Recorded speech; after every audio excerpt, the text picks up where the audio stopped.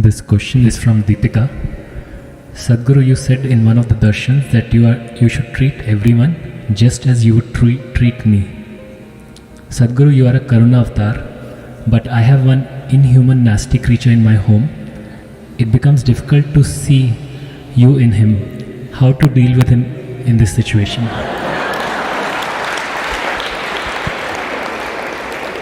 In how many years of marriage does this evolution happen? Or it's a devolution? I'm sure he was a wonderful, romantic, wonderful man at one time. I don't know in how many years of marriage does he become a nasty creature, and how much role you have in making of a nasty creature.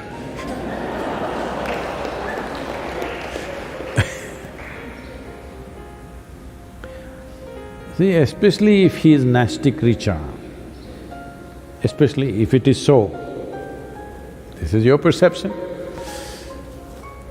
But especially if somebody is a nasty creature in your home or in your office or wherever you are, you seeing something in a certain way is not about them, it's about you. Do you want to keep your eyes, your mind, your heart, your body pleasant or unpleasant? You make up your mind on that one.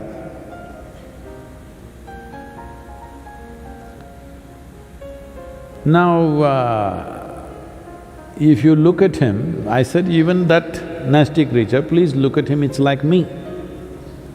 I am not telling you that you have to listen to his teaching or take new practices from him. No. I'm saying, if you have looked at me with a certain sense of reverence, devotion, love, affection, whatever is your emotion, if you have, please see everything with that, because all I'm saying is, you have a body, you have a mind, you have emotion, energy. We're talking about your emotion right now. If you hit a certain level of sweetness of emotion at one point in your life, either because of your love or devotion or compassion or whatever, you hit a certain level of sweetness, this is the high point in your life.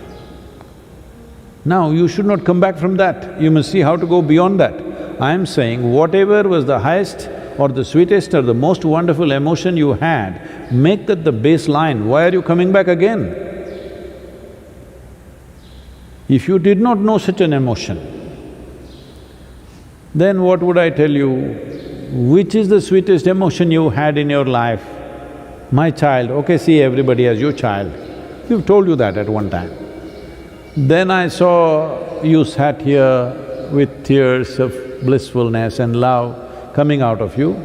Then I said, see everybody as you're looking at me right now, because this will make your eyes, your mind, your heart, your body and your very being sweet and wonderful. This is not about him. Especially if he is being difficult, then you are being well trained. Even if you go to hell, you will do well. Yes. Because nobody has guaranteed you. Have I ever told you I will get your ticket to heaven? I've been constantly threatening you, right here things will happen. So, you must understand this is about your transformation. The problem with you is, because you read… what are those? Well, I don't want to take names anyway. You read all those romantic books when you were a teenager and then you imagined all kinds of things. You are not first of all straight with yourself. Your hormones are working up. Suddenly you look at somebody, wow, can't believe she's so beautiful, she's so fantastic, he's so handsome, he's so wonderful, everything he does, ah!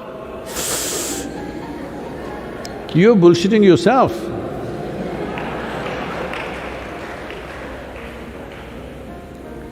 No, no.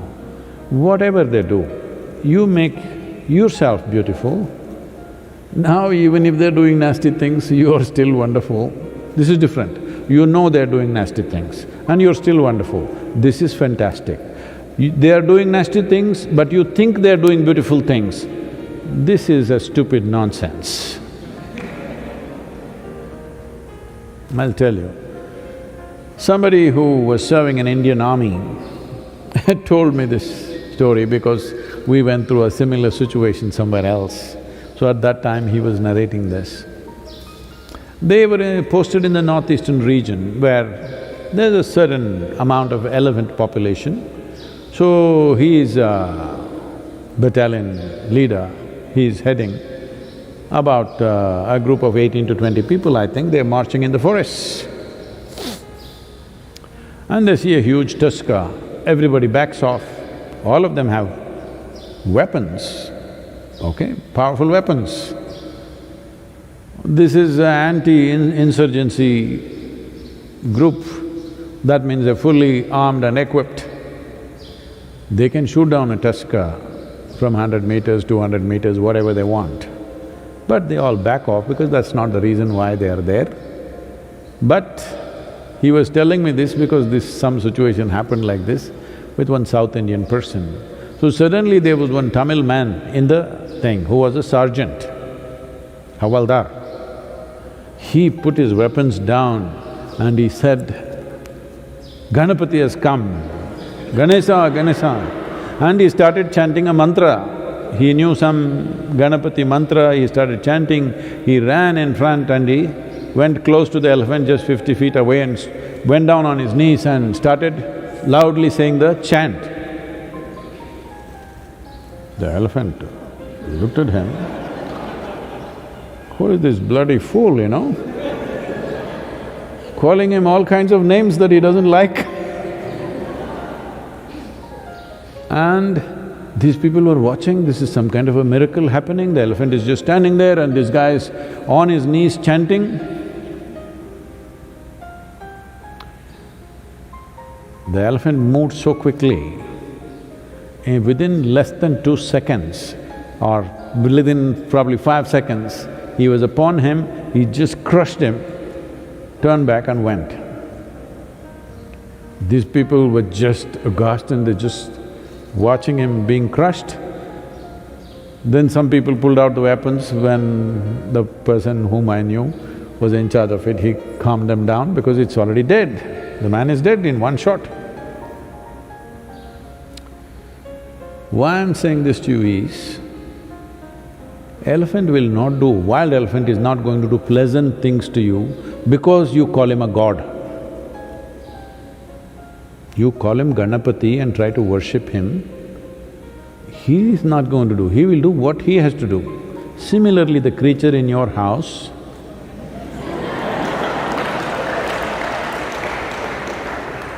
he will do what he has to do, whatever is his characteristic. It is just about you I'm talking. You're always thinking of life as a relationship.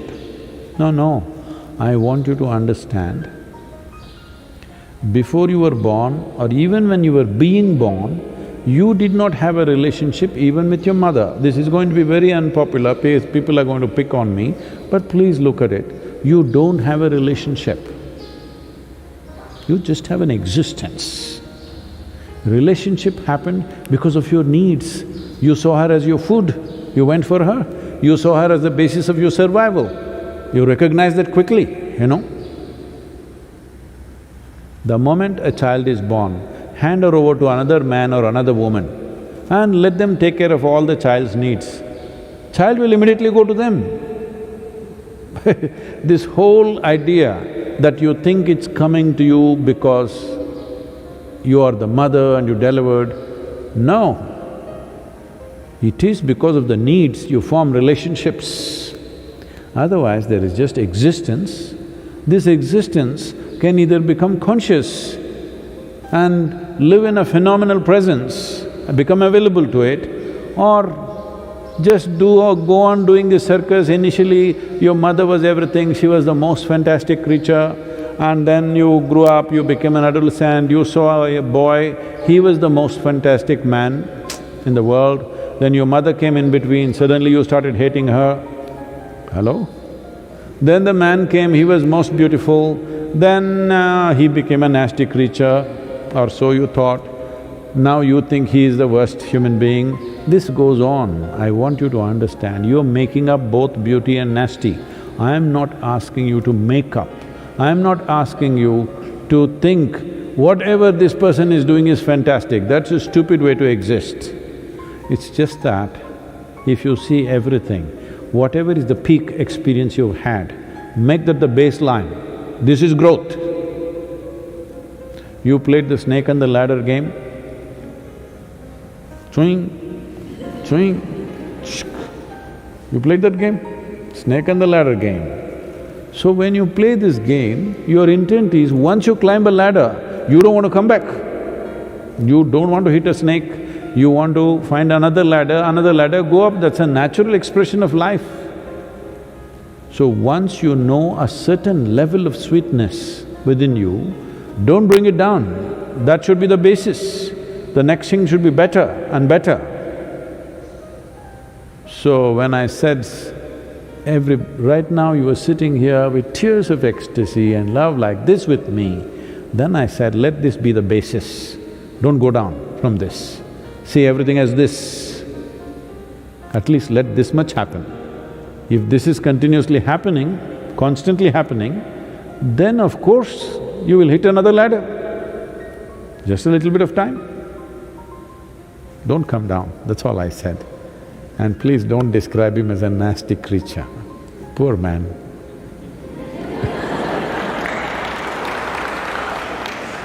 This happened. I think I told you, maybe one of these days only I told you, I don't remember, but let me repeat this. Shankaran Pillai thought his wife is having an affair, hired a detective, I'm saying it loudly because just to remind you. Said, I want proof against her. So detective just waited outside the house, she left the house, he followed her, then she went to park near the park, went inside.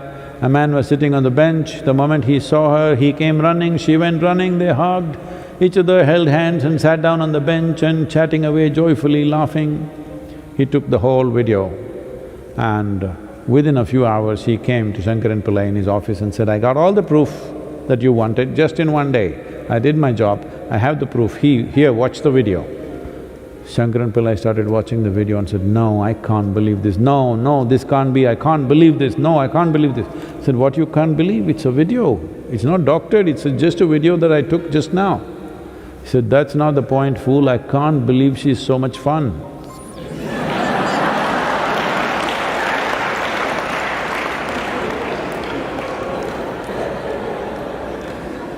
So, after 15 days is over, when the man goes away somewhere, then you will see how much fun he was.